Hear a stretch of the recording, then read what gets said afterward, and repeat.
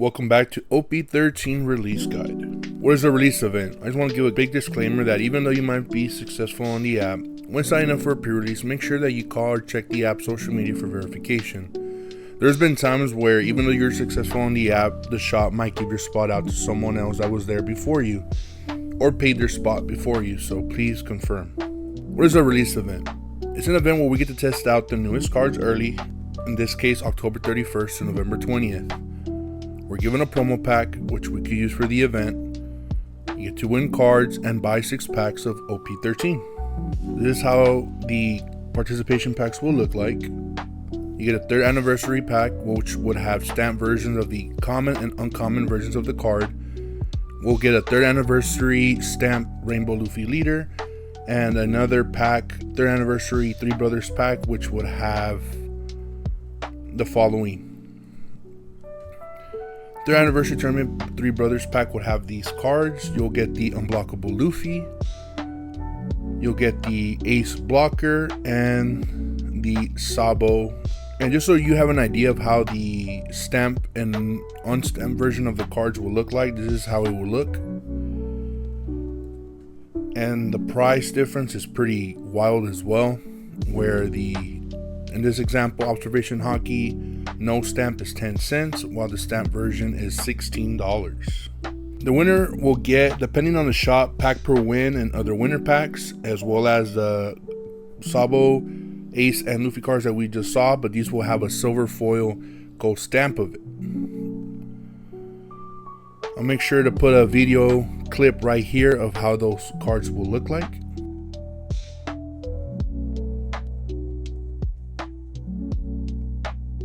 What you will need to win is you need to buy 6 packs, which these tournaments range between from $35 to $45. 10 Dawn cards and unique sleeves for your deck.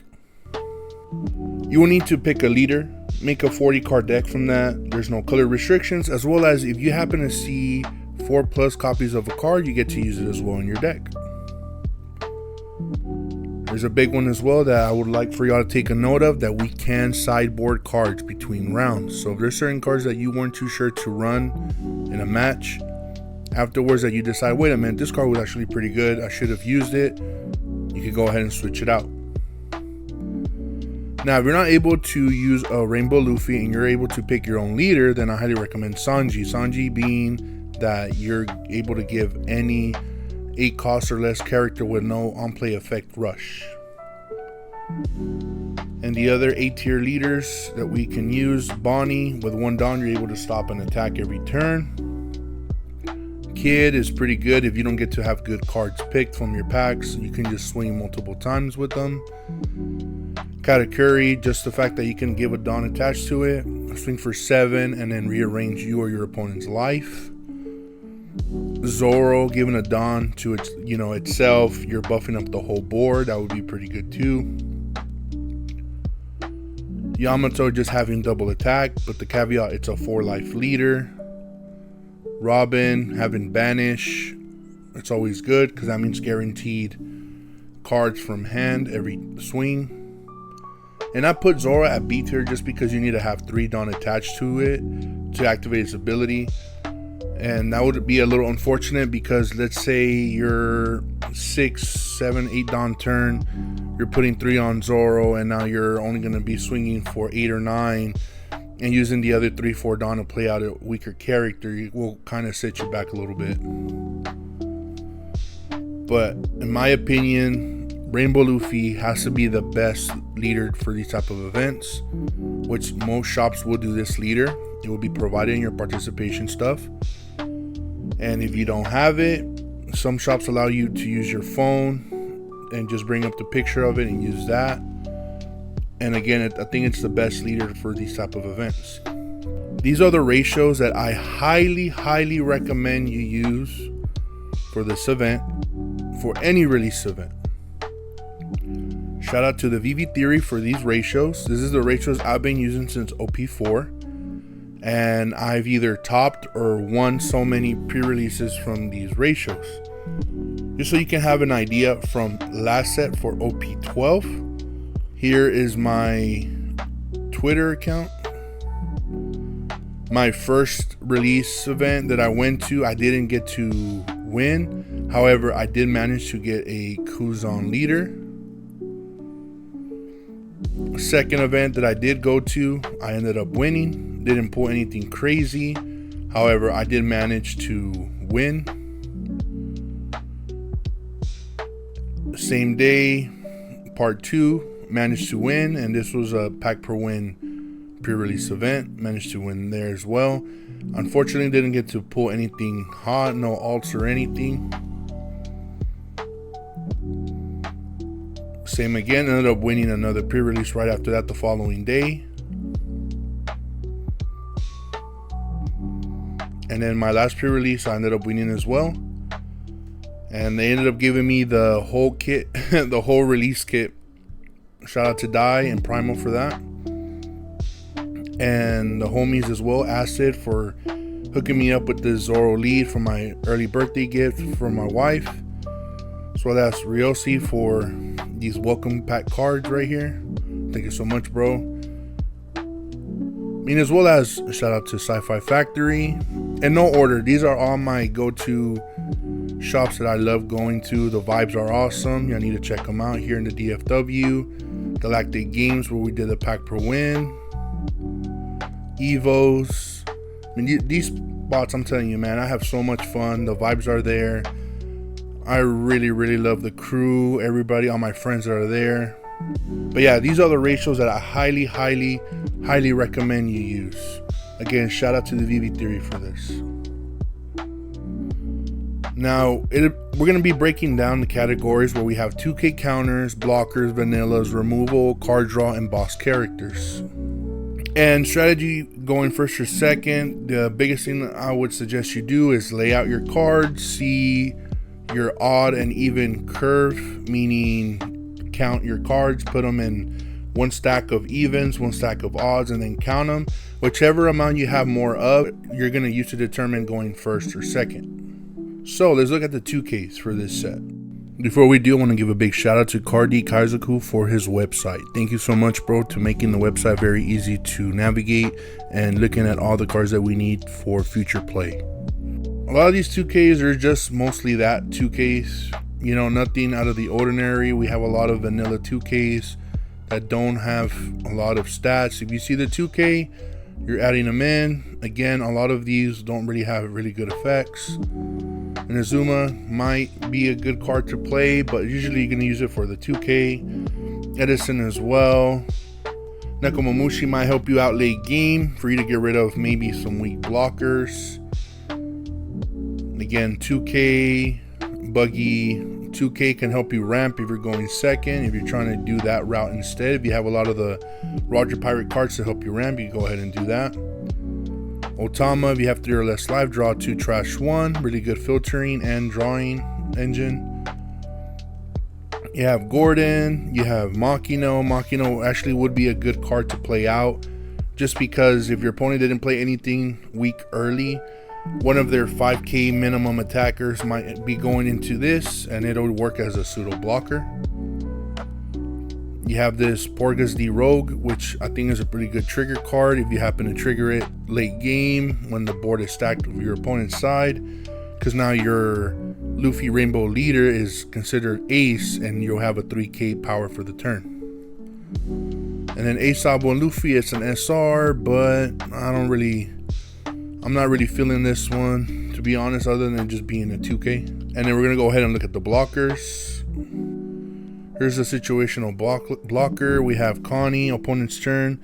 Whenever a trigger is activated, this card gains blocker for the turn. So, very situational. We have St. Charlos, which on play, you trash the card from the top of your deck.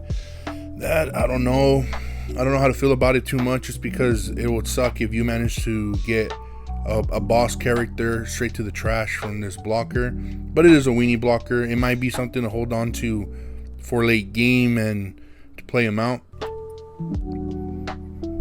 You got Morgan's, draw 2, trash 2. It's a 3-cost blocker. Highly recommend. It's an auto include. Workery, it's a conditional blocker. Hiyori, if you see it, it's a rare. I highly recommend you putting it in. On KO, you trash one card from your hand, and if your leader's multicolored, which Rainbow Luffy is, add one card from the top of your deck to your life, which essentially you stopped an attack and you gain a life. Kobe, really good because you get to play him out, set up a Dawn as active, so it's essentially a 4/6 vanilla blocker. Boa, I don't know about Marigold, she's a 5-cost blocker. I mean, a blocker is a blocker. Good for late game if you don't have anything else to protect your life with, so auto include, it's an uncommon. Kazuki Oden is a 5-cost 6k attacker. Blocker on play. If you have any given Dawn cards, add one Dawn card to your deck, to your Dawn deck, and rest it. So pretty much this Oden, you're allowed to, if you have a Dawn attached to leader on your 6th Dawn turn, you get to play Oden out, and then you get to ramp a Dawn. Law, it's a rare, it's a conditional blocker if you have one or less life, but you get to bounce something back of one of your characters, and you get to play a 5-cost or less from your hand. So Law's good into Zoro and Beppo just because they can restand. Mars is a conditional blocker. So this was pretty good because essentially it's a 5/7 vanilla statted blocker, because every turn you're given one Dawn to your leader when you play them out if you're going second. I'm not a big fan of Stussy. It's a 7/7, but it can bring out a 5-cost or less with trigger from your hand. However, there isn't that many targets for this card to bring out, so being a 7/7 blocker, it's a little too high stated for me. We have Nuke, that's a 10/12, has to be the best blocker in the game in my opinion as of right now, because it's draw 2, trash 1, and you get to give your leader and up to one of your characters 2 rested Dawn. So it's a 6/12 blocker that gives you draw. Pretty nuts. Now let's talk about the vanillas. Unfortunately, there's not that many vanillas this set. We have a 2/4 vanilla Saint Jomac. Very conditional. If you don't really see other 5k attackers, sure, put him in. But other than that, he'll just probably be used as a 1k counter. We have 1/4/6, 2/5/7s. These are common, so if you happen to see these are auto include, especially the 6/8. 6/8s are the for sure ones to add, because once you have an 8k body on the board, close of 8k attackers, then you're pretty much going to be trying to clear out board with these pseudo bosses. Now, if you know what I mean by vanillas are just characters with no abilities and have a 1k counter. The difference between these type of vanillas and the 2k vanillas is just being a 2k, and the stats are a higher attacks with less cost. Now let's look at the flavor vanilla. These are just character cards that don't have counter, but they're statted almost like vanillas, being like a 3/5, 4/6, 5/7, 6/8 type thing. Just so you have an idea of what they kind of look like, it's a little bit like this. Like Beppo is a 5/7. End of the turn, set this character or one of your Dawn cards as active. It doesn't have a counter, but being a 5/7, that's really good. Or this Vista 6/8, that's an auto include. 6-cost 8k attacker, really good stats going for second, but the big thing of it is it's a double attack. That's so much pressure that your opponent has to counter out. Even though it's an 8k swing, if you give a Dawn swing for 9 double attack, your opponent has to be giving you 3 cards or they're just taking 2 life. Let's talk about removal. This is just KOing, bouncing, bottom decking, anything of the sort. Here we have Divine Departure. You're giving your rest 5 Dawn, and then you're gonna give a character minus 8k. This works out because when it comes to One Piece, even though a character goes below 0, they can have negative attack. So if there's a 6k or 7k that you minus 8k on that, you're guaranteeing that attack to take out that character. But Ace here said you deserved it. It's a rare. You're giving your rest 4 plus the 1 cost of 5 to pretty much KO a 6k, because you're minusing 3 and then you get to KO a 3k power or less. So you can KO a 6k powered character for 5 Dawn. I know you're strong, so I'll go all out from the start. It's a rare. You rest 2 plus the 1 cost that the card is, so 3 Dawn. And you're freezing 2 7 or less characters. Here we have Head Straight to the Top. It's a common. You may rest 3 of your Dawn cards. If you have any given cards, KO one of your opponent's characters with 4k base, and one of your opponents with 3k base power or less. So if you have a little bit of reduction, you can KO 2 bodies, especially 2 weenie blockers. You have Snake Shot. That's KO one of your opponent's rested character with a cost of 4 or less, and the trigger is activate main, which is pretty good, especially after they had just swung. You can just activate the trigger and then KO it. Brilliant Punk. You may return one of your characters to the owner's hand, and then return up to 1 character with a cost of 6 or less to the owner's hand. The trigger is draw a card.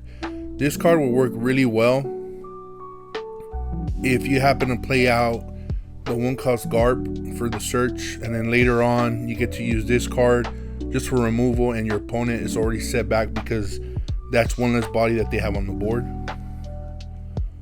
There's Gum Gum Dawn Stamp. You may turn 1 card from the top of your live card face up, and then KO one of your opponent's character with a base cost of 6 or less. Pretty good card in my opinion, especially if you're going first. If you're going first on your 7 Dawn turn, you get to use 5 Dawn, and then if your opponent played out a 6 cost, play this card, KO a 6 cost, and then you just swing for 7. Granted, you didn't establish a character, but now you just pretty much undid the turn that they did. Now we have card draw. Again, we have Otama. If you have 3 or less life, you draw 2, trash 1. We have Boa. She's a 3/5 flavored vanilla because she has no counter. On KO, if your leader is Boa Hancock, which Rainbow Luffy is, or it's multicolored, draw 2 cards. You got Morgan's, which we already said is a draw 2, trash 2 blocker. This is an auto include. Workery, it's a conditional blocker, but on KO you draw a card. Yamato SR is really good because on play, if you have 3 or less live cards, you draw 2. No trashing, you're just drawing 2. Then give a Rested Dawn to your leader. So essentially, this is a 4/6 vanilla static card that allows you to draw 2 cards. This is an MVP card for sure. We got Izo, which it's a 6 cost, 6k. On play, you draw 2. I highly recommend if you do use Izo, do not play it on curve. Keep it more in your hand for like possibly a 1k, or play it off late game after you already played out your bigger bodies, and then you play him out and you can replenish your hand. Because if you play him off early, there's a chance that your opponent next turn after you play Izo, they can play a 8k attacker and they swing into Izo, and if you give 2 cards, it kind of, you just went neutral. You didn't really get the value off of Izo. Next we got Scooper Gabon. On play, if your leader has a tap including Roger Pirates, draw 2, trash 1 from your hand. Then add up to 1 of your Dawn cards from your Dawn deck and rest it. So if you're going second, you play him on your 3rd turn, you get to draw 2, trash 1, and you get to ramp. So you'll be on 9 Dawn after you play this card out. Little Oars Jr., if your leader has a tap including Whitebeard Pirates, draw a card. That's when attacking.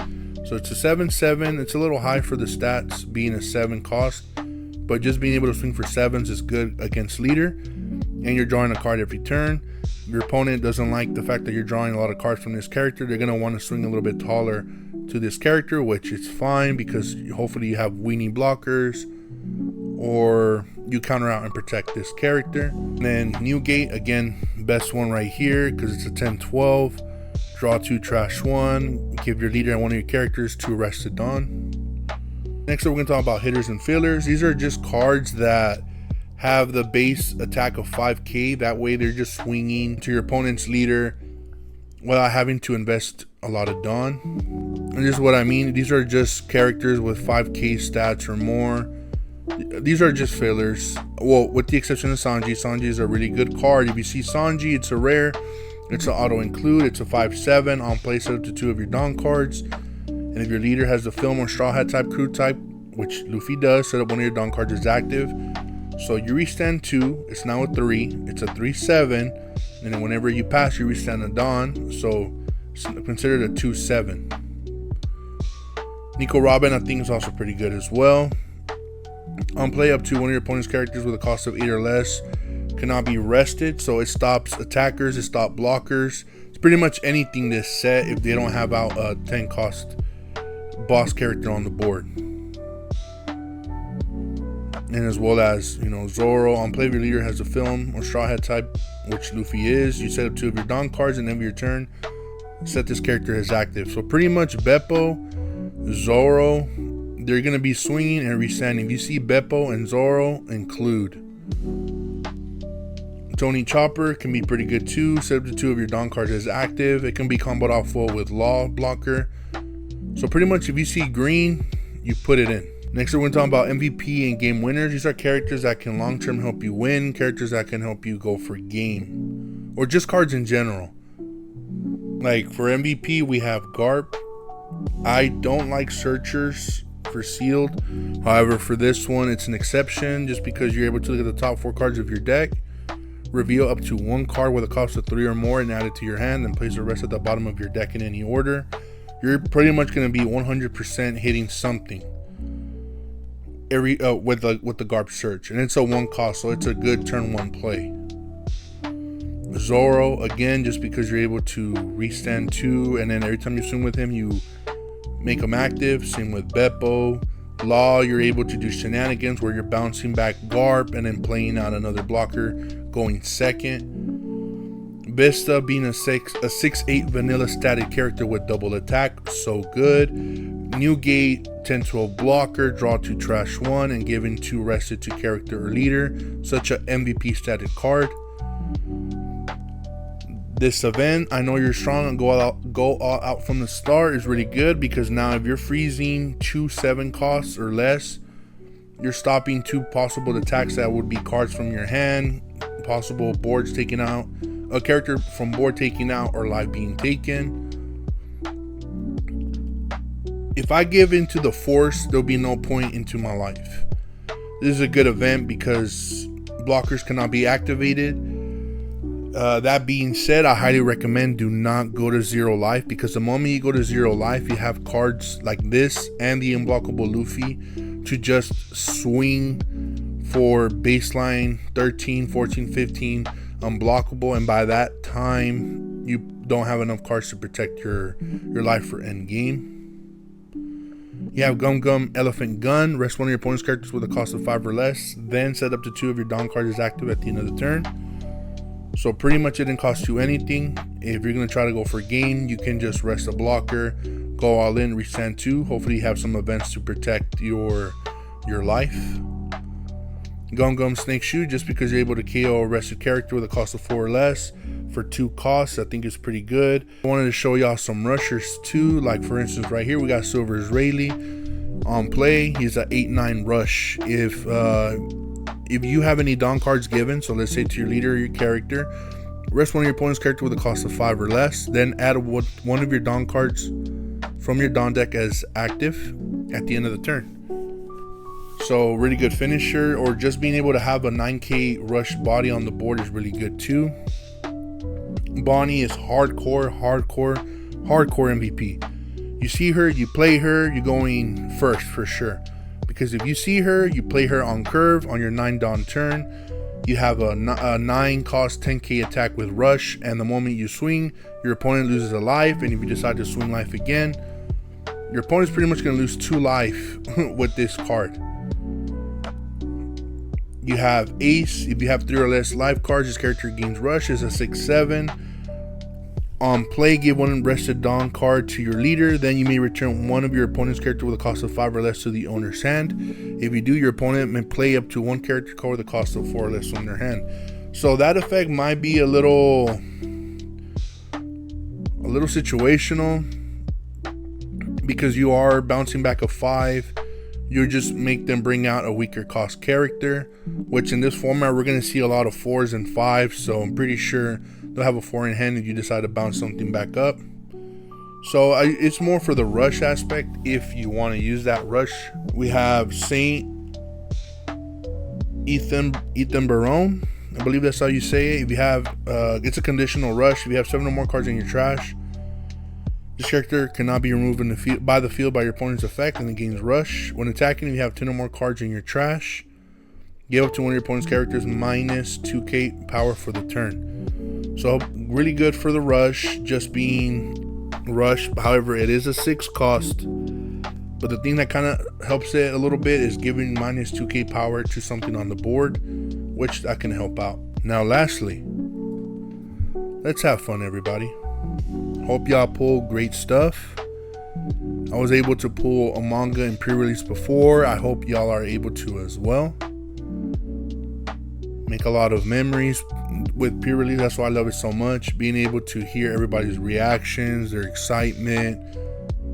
It's mostly just in the beginning, honestly, where everybody comes together, pulling all these amazing cards, showing off their pulls. And then after that is when we get a little more serious, where we're trying to go for game.